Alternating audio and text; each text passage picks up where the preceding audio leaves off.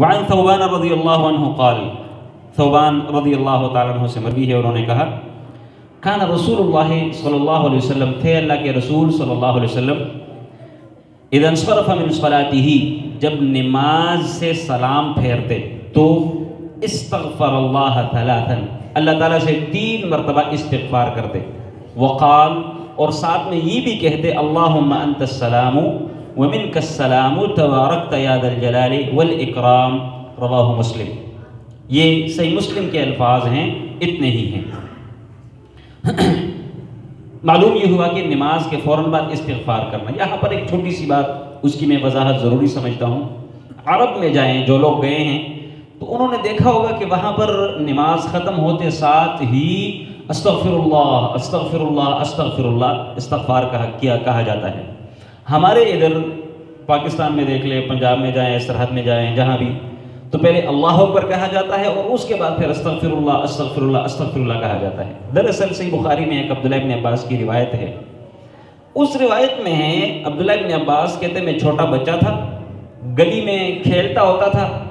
اور ابھی نماز کا اتنا وہ تو تھا نہیں، تو جب جماعت ختم ہوتی تو میں اللہ کے نبی کی جماعت کے ختم ہونے کو تکبیر سے پہچانتا ہوتا تھا، اونچی آواز کے ساتھ، یعنی جب سلام پھر جاتا تو اللہ کے نبی اور صحابہ کرام سارے بیک آواز اللہ اکبر کہتے، مجھے پتہ چلتا کہ جماعت ختم ہوگی۔ تو یہ جو حدیث ہے بالتکبیر، عرب علماء کہتے ہیں کہ تکبیر کا لفظ عام ذکر کے اوپر بھی بولا جاتا ہے، اور ہمارے ادھر کے جو علماء کرام کہتے ہیں تکبیر اللہ اکبر معنی بالکل واضح ہے، تو لہٰذا اگر کوئی شخص اللہ اکبر اس کے بعد استغفر اللہ استغفر اللہ استغفر اللہ کہہ دے یہ بھی درست ہے، لیکن اگر کوئی شخص یہ کہتا ہے کہ تکبیر سے مراد ذکر ہے اور یہ استغفر اللہ ایک ذکر ہے، الگ سے اللہ اکبر کہنے کی ضرورت نہیں، تو ان کے اوپر بھی اعتراض نہیں کرنا چاہیے۔ تو مسئلہ بالکل واضح ہے، کوئی اس میں وہ نہیں۔ یہاں پر ایک سوال پیدا ہوتا ہے، بھائی بندے نے نماز پڑھی ہے، نماز پڑھ کر اس کے بعد پھر استغفر اللہ یا اللہ میں تجھ سے بخشش طلب کرتا ہوں، یہ کیا کوئی لنک یا کوئی تعلق کیسے جوڑیں گے اس کو؟ کیوں بھائی کسی کے ذہن میں کوئی ہو جواب؟ ایک بندے نے نماز پڑھ، دیکھیں عموماً تو ہمارے ذہن میں کیا ہوتا ہے، استغفار بندہ تبھی کرتا کوئی غلطی ہوتی ہے۔ اب بندے نے نماز پڑھی، نماز سے فارغ ہوا، سجدے کیے، رکوع کیا، وہ استغفار کرتا ہے۔ جی کمی کوتاہی ممکن ہے نماز میں نے اللہ تعالیٰ کی عبادت کی، اور انسان ہونے کے ناطے کئی دفعہ بندے میں کمی کوتاہی رہ جاتی ہے، بڑی اچھی بات ہے، اچھا جواب ہے، یعنی کہ ایک بندہ اس کمی کوتاہی کے حوالے سے بندے سے کیا کرتا ہے، اللہ تعالیٰ سے استغفار کرتا ہے۔ یہاں پر اس حدیث میں ایک چھوٹی سی بات اور بھی یاد رکھیں، 2 باتیں۔ ایک بات عموماً ہمارے معاشرے میں اس دعا کے ساتھ کچھ الفاظ زیادہ کہے جاتے ہیں،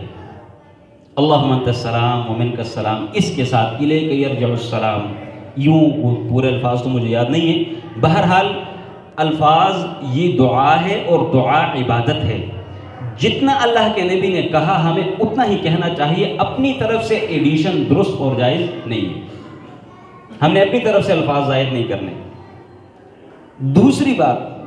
کچھ لوگ آپ لوگوں نے دیکھا ہوگا ہمارے معاشرے میں ایسے بھی ہیں کہ وہ بلند آواز کے ساتھ لا الہ الا اللہ یہ ورد کرتے ہیں، بالکل بھی یہ درست اور صحیح نہیں ہے، غلط کام ہے۔ میرے نبی نے نماز کے بعد جیسے اذکار کیے ویسے کرنے چاہیے، اور ان سے بڑھ کر اذکار کوئی نہیں ہے، ان سے بڑھ کر اذکار کوئی نہیں ہے۔ آخری ایک اور حدیث پڑھتے ہیں، اس کے بعد پھر اپنی کلاس ختم کرتے ہیں۔ وعن ابی ہریرہ، حدیث نمبر 321، وعن ابی ہریرہ رضی اللہ عنہ، ابو ہریرہ رضی اللہ تعالیٰ عنہ سے مروی ہے، عن رسول اللہ صلی اللہ علیہ وسلم، وہ اللہ کے رسول صلی اللہ علیہ وسلم سے روایت کرتے ہیں، قال، انہوں نے کہا، من سبح اللہ،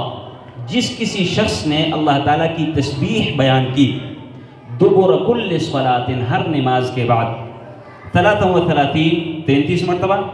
وحمد اللہ، اور اس نے اللہ تعالیٰ کی حمد بیان کی، یعنی الحمدللہ، تسبیح سے مراد سبحان اللہ اور حمد اللہ سے مراد الحمدللہ، 33 مرتبہ، وکبر اللہ 33، اور 33 مرتبہ اس نے اللہ اکبر کہا، تو فتلک 99، یہ کل 33 پلس 33 پلس 33 ایک کم 100 بن جاتے ہیں، فتلک 99 ایک کم 100۔ وقال، اور ان اذکار کے بعد اس بندے نے کہہ دیا، تمام المئت 100 کو پورا کرنے کے لیے، یعنی یہ 99 ہو گئے اور 100 کو پورا کرنے کے لیے اس نے یہ والے کلمات کہے، لا الہ الا اللہ وحدہ لا شریک لہ لہ الملک ولہ الحمد وہو علی کل شیء قدیر، یہ والے الفاظ 33 مرتبہ سبحان اللہ، 33 مرتبہ الحمدللہ، 33 مرتبہ اللہ اکبر، اور 100 کو پورا کرنے کے لیے یہ والے الفاظ، تو کیا ہوگا؟ غفرت خطایاہ، اس کی غلطیاں بخش دی جائیں گی۔ وَلَوْ كَانَتْ مِثْلَ زَبَدِ الْبَحْرِ، اگرچہ ہوں وہ گناہ سمندر کے جھاگ کے برابر،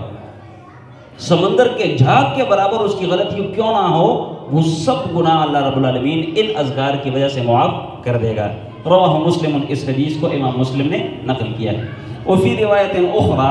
ایک اور روایت میں یہ الفاظ ہیں، ان التکبیر 34 کہ اللہ اکبر 34 مرتبہ کہنا ہے، یعنی 33 مرتبہ سبحان اللہ، 33 مرتبہ الحمدللہ، 34 مرتبہ اللہ اکبر، تو 100 پورا ہو جانا ہے۔ دونوں کی جو ایک اللہ رب العالمین یا اللہ کے نبی کی طرف سے بشارت ہے، وہ دونوں کی یہی ہے، دونوں کے بارے میں خوشخبری یہی ہے کہ غفرت خطایاہ ولو کانت مثل زبد البحر۔ یہ بہت بڑی فضیلت ہے، بہت بڑی فضیلت، اور یہ میرے رب کی طرف سے اس امت کے اوپر ایک خصوصی رحمت ہے۔ آپ نماز کے بعد پڑھتے جائیں۔ یہاں پر کچھ لوگ مطلب یہ کہتے ہیں کہ اس سے مراد صغیرہ گناہ ہیں۔ بھئی میرے اللہ کے لیے کون سا مشکل ہے؟ کوئی مشکل نہیں، اس کو مقید نہیں کرنا چاہیے، میرا اللہ ہی جانتا ہے کہ اس سے کون سا مراد ہے۔ لہٰذا غفرت خطایاہ ولو کانت مثل زبد البحر، سمندر کئی بھائیوں نے دیکھا ہوگا، اس کے جھاگ کو بھی دیکھا ہوگا کہ لا تعد ولا تحصى، نہ اس کو شمار کیا جا سکتا ہے، نہ اس کو لپیٹ میں لیا جا سکتا ہے۔ بہت بڑی بات ہے، بہت بڑی بات۔ اللہ تعالیٰ سے دعا کرتے ہیں کہ اللہ تعالیٰ سمجھنے اور عمل کرنے کی توفیق عطا فرمائے۔